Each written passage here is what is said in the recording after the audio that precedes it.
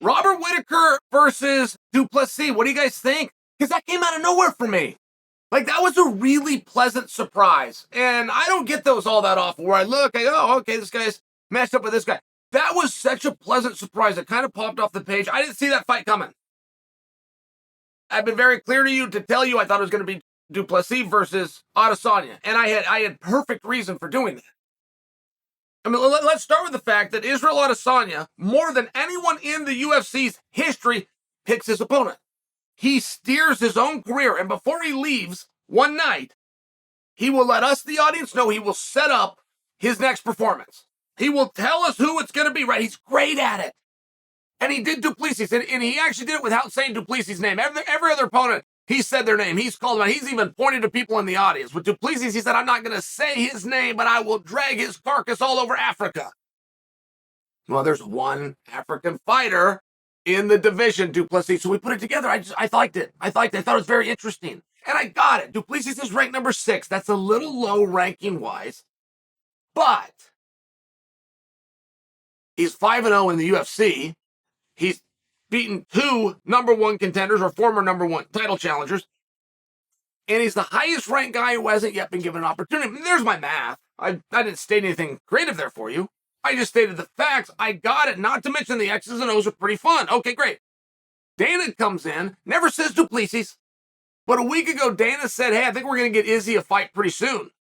I think we're going to get him a fight in the summer, which is right around the corner. Okay, great. But I got this whole thing figured out. This one's obvious. But what are you going to do with Whittaker? That becomes the question. You got Whittaker coming off a win.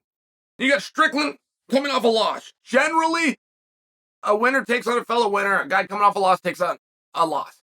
That's not a rule. It's just a policy. However, when you got guys both in the top 10, what difference does it make? Right? You got a guy beating top guys. You got a guy lost to the absolute top. It's one of those things. This was my prediction. Didn't come true. I mean, I'm not even remotely right. When you're putting Whittaker versus Du Plessis, it would seem as though you're shining up Du Plessis, but there's no guarantee that he's going to win. As a matter of fact, I will predict for you, and I haven't seen DraftKings yet. This news is somewhat new, but they will come out with a line, and I will bring it to you, and I'll very comfortably predict for you he's going to be the underdog. Robert Whittaker is as good as they come. He is as good as any middleweight to have ever done it. In many ways, I feel that Robert Whittaker is better than Israel Adesanya. That's how good I think he is. Now, he's got matchup problems. There's some matchup issues. Point that I'm trying to make. If we're not going to give it to Whittaker, who is ranked number 1, who's clearly the number 1 contender, because we've already done it twice. If we're not going to do that, if he goes out and eliminates Du Plessis, we really need somebody for the job. What am I not seeing here? What am I not seeing? It's in front of us, isn't it? It's in front of us. I also believe likely a number 1 contenders match does get announced between Costa and Chimaev. Those guys are fighting, but that isn't soon. That fight is 4 months away, 5 months away. I don't have a calendar in front of me. It's a long time.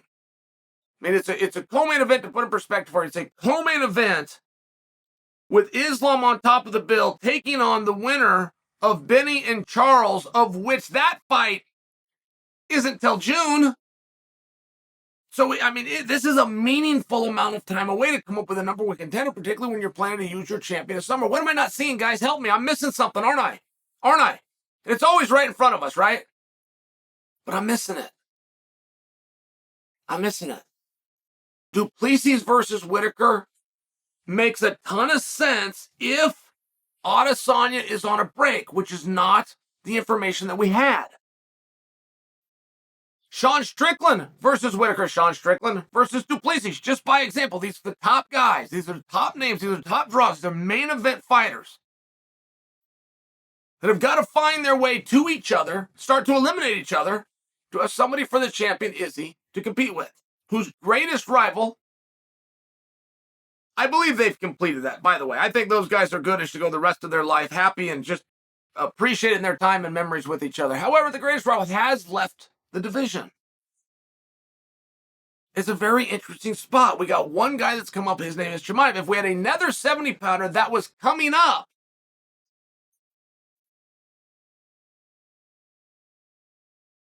I don't believe that they would go right into a title fight no matter who they were, including the rumors that you're hearing that Kamaru Usman is going to go to 85 and take on Israel Adesanya. I can tell you, I don't know where those rumors come from, and they should stop. They aren't true. When Chimaev moved to 85, it was clearly stated for us that he must get a win at 85 before he's even in discussion of a title shot.